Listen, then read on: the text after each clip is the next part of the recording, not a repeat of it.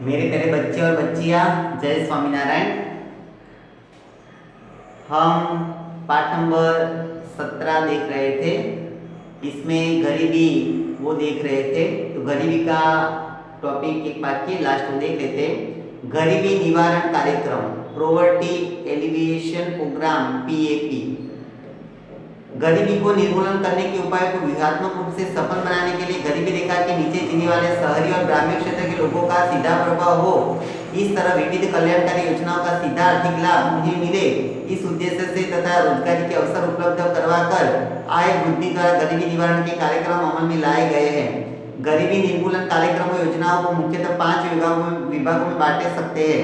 वेतनयुक्त रोजगारी के कार्यक्रम, स्वरोजगारी के कार्यक्रम, अन्न सुरक्षा से संबंधित कार्यक्रम, सामाजिक सुरक्षा से संबंधित कार्यक्रम और 5वां शहरी गरीबी निवारण के कार्यक्रम। वर्तमान में इन 5 क्षेत्रों में अनेक क्रमबद्ध कार्यक्रम अमल में है, परंतु उनमें से मुख्य कार्यक्रमों और योजनाओं को निम्नानुसार संकलित और सर्वग्राही चर्चा करेंगे। तो गरीबी निवारण तो करना है, तो उसके लिए व्यूह रचना बनानी पड़ेगी। तो गरीबी निवारण के लिए यहाँ पे सरकार ने 5 विभागों के अंदर उसको बांटा गया है। वो 5 विभाग हमने पढ़े, ठीक है। वेतनयुक्त रोजगारी, कि उसको वेतन देके भी, रोजगारी देके भी उसकी गरीबी दूर कर सके। दूसरा स्वरोजगारी, यानी वो ऐसा उसके अंदर हम कौशल्य दे, ऐसे ट्रेनिंग दे कि वो खुद अपना रोजगार शुरू कर सके और पगभर हो सके, गरीबी दूर कर सके। अन्न सुरक्षा, यानी खाने पीने का नहीं मिलता होता है, तो अन्न सुरक्षा देके भी गरीबी हम दूर कर सके। सामाजिक सुरक्षा, तो सामाजिक सुरक्षा देके भी हम गरीबी को दूर कर सके। और शहरी गरीबी, शहर के अंदर भी गरीब रहते हैं, तो वो लोगों का भी हम अच्छी तरह से गरीबी का निवारण कर सके। ऐसे 5 विभागों के अंदर वो सरकार ने गरीबी निवारण का एक प्रोग्राम बनाया। इसमें पहला है कृषि विकास। कृषि का विकास होगा तो भी गरीबी दूर होगी, और इसके लिए भी अलग अलग योजनाएं भारत सरकार ने, गुजरात सरकार ने अमल में रखी है। तो पहले देखते कृषि विकास। सिंचाई, सड़क, फसल संरक्षण, सेंद्रीय कृषि और खेत उत्पादनों की चिंता जैसे क्षेत्रों में, उत्पादों की बिक्री जैसे क्षेत्रों में नीचे की योजनाओं में दर्शाए कार्य में जुड़कर रोजगारी प्राप्त कर सके, जिनमें से सीधी आय प्राप्त हो और गरीबों की स्थिति सुधरे, यह मुख्य उद्देश्य है। तो कृषि के अंदर भी बहुत सारे चांस है कि गरीबी हम दूर कर सकते हैं, बहुत सारे लोगों को रोजगारी मिल सकती है। तो सरकार ऐसी व्यवस्था करे, ऐसी योजनाएं बनाए कि ताकि ज़्यादा से ज़्यादा लोग कृषि में जुड़े और उनकी गरीबी दूर हो, उनकी इनकम भी बढ़े, आय भी बढ़े, ठीक है। जैसे पहली योजना है प्रधानमंत्री कृषि सिंचाई योजना।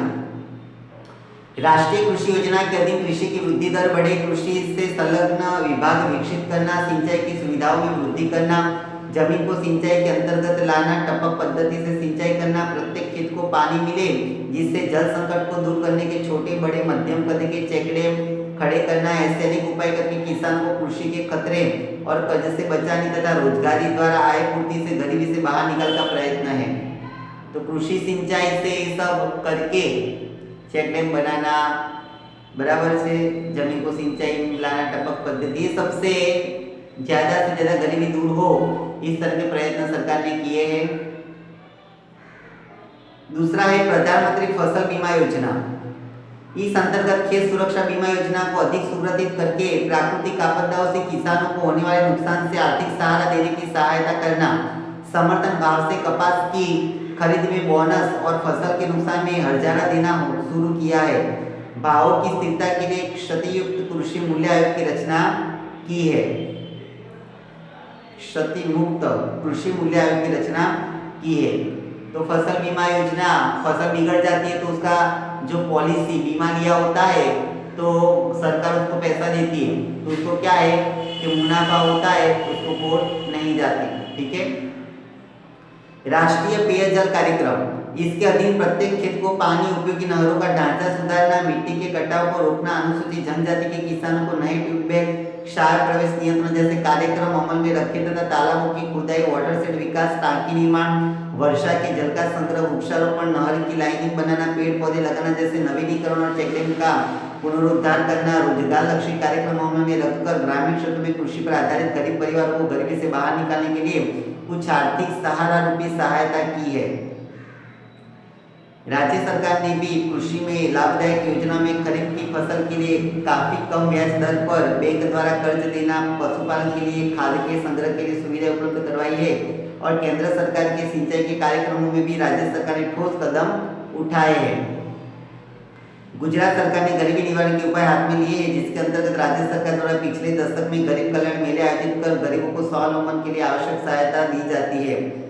तो नरेंद्र मोदी के समय से गरीब कल्याण मेला हर राज्य में, हर जिले के अंदर किया जाता था और उसमें जो भी सहायता लेने के लिए योग्य है ऐसे लोगों को बुलाया जाता था और लोगों को आर्थिक सहायता भी मिलती थी। अभी वो कार्य चालू ही है। ई नाम योजना, इस योजना के अंतर्गत किसानों के लिए राष्ट्रीय बाजार खड़ा किया गया है, जिसमें किसान ऑनलाइन अपने उत्पादन को सूचीबद्ध कर सकता है। व्यापारी किसी भी जगह से उस उत्पादन की बोली लगा सकता है। बिचौलिया दलालों से होते नुकसान से किसानों को बचाकर अधिक भाव रूपी मूल्य मिले और स्पर्धा से अधिक लाभ प्राप्त करे, यह इस योजना का उद्देश्य है। तो जब खेडूत अपना माल बेचने के लिए जाते तो बीच में दलाल वो सब होता है, यहाँ पे लिखा है ना, बिचौलियों बहुत सारे लोग होते हैं। तो ये सबसे खेडूत मुक्त हो, दलालों से बचे, इसलिए ई नाम योजना का पोर्टल शुरू किया है सरकार ने। इसके अंदर खेडूत अपना जो भी उत्पादन हुआ है खेत के अंदर वो सबका भाव नाम लिख देगा, सामने जिसको लेना है वो ही बोली लगाएगा ऑनलाइन और ऑनलाइन आप आपका माल बेच सकते हो। तो इस तरह से सरकार ने ऐसी सुविधा भी की है ताकि क्या है खेडूत को अच्छा और अपना जो माल है वो अच्छे मूल्य उसको अपने माल का मिले। इस प्रकार कृषि विकास और अधिकतम लाभ मिले ऐसे कदम उठाए जिससे किसान इस व्यवसाय में जुड़ रहे और यह जरूरी है। इसलिए सरकार ने ऐसे कदम उठाए कि ताकि किसान खेती में जुड़े रहे और भी जो युवा वर्ग है वो भी खेती में जुड़े, और ये जरूरी है क्योंकि खेडूत नहीं रहेगा तो हम खाएंगे क्या, वो भी जरूरी तो है ना। ग्राम्योदय से भारतोदय, ग्राम्योदय से भारतोदय जैसे कार्यक्रमों में भारत में किसान लक्ष्य योजनाओं में वन्य प्राणियों से होने वाले नुकसान प्राप्त फसलों की रक्षा करने के लिए, तार की बाड़ लगाने के लिए आर्थिक मदद, कमी या अकाल के समय पशुधन की सुरक्षा के लिए, घास उत्पादन और पशु सेंटर बांधने के लिए मदद, अत्याधुनिक सैटेलाइट या ड्रोन टेक्निक की से बरसात की आगाही और खनिज क्षेत्र संशोधन, जमीन का सर्वे करके रिकॉर्ड रखकर कृषि में यंत्रीकरण के लिए ट्रैक्टर तथा मिनी ट्रैक्टर की खरीदी से कम ब्याज पर लोन और सब्सिडी के रूप में मदद, पानी की टंकियां के निर्माण में मदद, बागायती फसलों की गुणवत्ता सुधारना, कृषि ऋण मंडली में कंप्यूटराइजेशन, कपास, दलहन, मसाले के उत्पादन के लिए नई टेस्टिंग लैबोरेटरी स्थापित करना, उचित मूल्य मिलते रहे ऐसा प्रबंध, जल संग्रह के लिए जलाशयों में से काम निकालकर गहरा करना, बड़े करने खेत तालाबों को निर्माण, जलाशयों की नहरों और नालों की सफाई तथा लंबाई में वृद्धि करना, जल मंदिरों का पुनः स्थापन और चेकडैम की रिपेयरिंग और जल की संग्रह शक्ति में वृद्धि करने जैसे अनेक कार्यक्रम आयोजित किए हैं, जिसमें कृषि के अलावा के समय में रोजगारी मिले और साथ ही ग्रामीण क्षेत्रों में स्थायी संपत्ति का निर्माण हो। इस तरह किसानों को कर्ज से उबारने के प्रयत्न के रूप में विविध प्रकार की मदद करने के प्रयत्न केंद्र और राज्य सरकार ने इस योजना में किए हैं। ग्राम्योदय से भारतोदय, तो गांव के अंदर खेडूत लोग होते हैं वो पुरानी पद्धति का उपयोग करते हैं, तो भारत सरकार और गुजरात सरकार कैसे प्रयास है कि वो लोगों को थोड़ा लोन दे ताकि अच्छे अच्छे जो नई जो टेक्निक है, मिनी ट्रैक्टर है वो सब ला सके, अच्छा खाद ला सके, ठीक है। इस तरह से फिर कंप्यूटराइजेशन भी हो गया है अभी तो, ठीक है। तो ड्रोन की मदद से, जो सैटेलाइट सिस्टम की मदद से ये भी जान सकते कि बारिश आएगी कि नहीं आएगी, तो वो खेडूत को जानकारी मिले तो उसको पाक कभी खेत के अंदर करना कि ना करना फसल, वो भी उसको पता चल जाता है, ठीक है। तो इस तरह से यहाँ पे हमको पता चलता है कि ग्राम्योदय में सरकार अच्छी सब्सिडी भी देती है, चेक डैम बनाना है कि अपने वहाँ पे बोर बनाना है कि कुछ रिपेयरिंग करना है, ठीक है। जल मंदिर का पुनः स्थापन करना है, कुएं है उसका रिचार्ज करना है, जो भी करना है ये सबके लिए भी सरकार सब्सिडी वगैरह बहुत कुछ देती है, ठीक है। तो इससे क्या होता है कि खेडूत को फायदा होता है और आमदनी भी उनकी बढ़ती है, ठीक है।